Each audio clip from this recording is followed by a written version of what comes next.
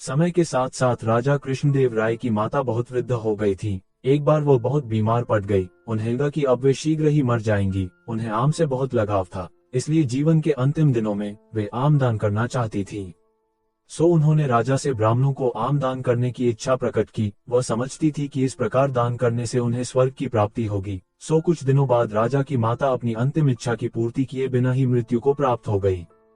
उनकी मृत्यु के बाद राजा ने सभी विद्वान ब्राह्मणों को बुलाया और अपनी मां की अंतिम अपूर्ण इच्छा के बारे में बताया। कुछ देर तक चुप रहने के पश्चात ब्राह्मण बोले, ये तो बहुत ही बुरा हुआ महाराज। अंतिम इच्छा के पूरा न होने की दशा में तो उन्हें मुक्ति ही नहीं मिल सकती। वे प्रेत योनि में भटकती रहेंगी।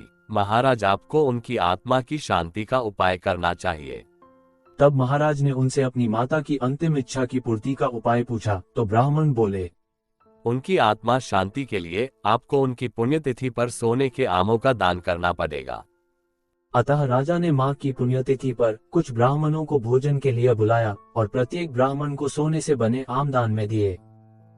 जब तेनालीराम को ये पता चला तो वह तुरंत समझ गया कि ब्राह्मण लोग राजा की सरलता तथा भोलेपन का फायदा उठा रहे हैं। सो उसने उन ब्राह्मणों को पाठ पढ़ाने की एक योजना बनाई।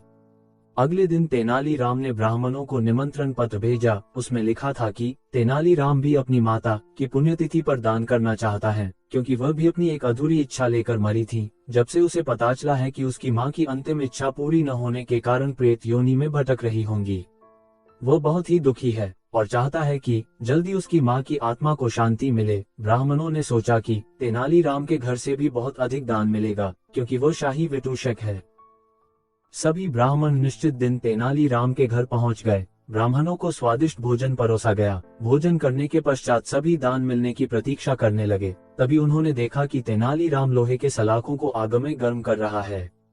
पूछने पर तेनालीराम बोला, मेरी माँ फोड़ों के दर्द से परेशान थी। मृत्यु के समय उन्हें बहुत तेज दर्द हो रहा था। इससे पहले कि मैं गर्म सलाखों से उनकी सिकाई करता, वो मर चुकी थी।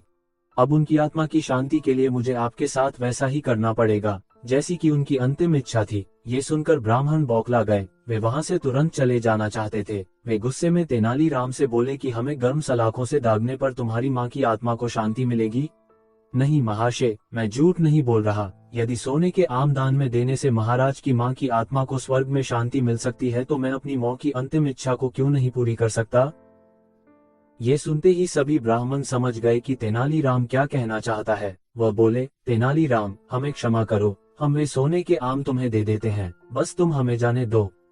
तेनालीराम ने सोने के आम लेकर ब्राह्मणों को जाने दिया, परंतु एक लालची ब्राह्मण ने सारी बात राजा को जाकर बता दी। ये सुनकर राजा क्रोधित हो गए और उन्होंने तेनालीराम को बुलाया और बोले, तेनालीराम, यदि तुम्हें सोने के आम चाहिए थे तो मुझसे मांग लेते। तुम इतने लालची कैसे हो गए कि तुमने ब्राह्मणों से सोने के आम ले लिए?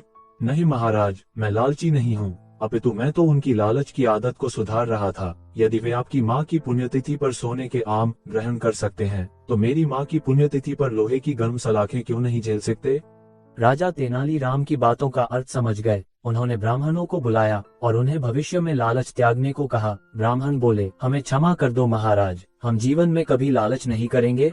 महाराज ने उन्हें माफ कर दिया और ब्राह्मण वहाँ से चले गए।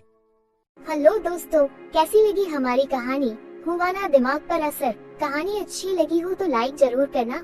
ऐसी ही कहानियाँ देखने के लिए चैनल को सब्सक्राइब जरूर कर देना। धन्यवाद।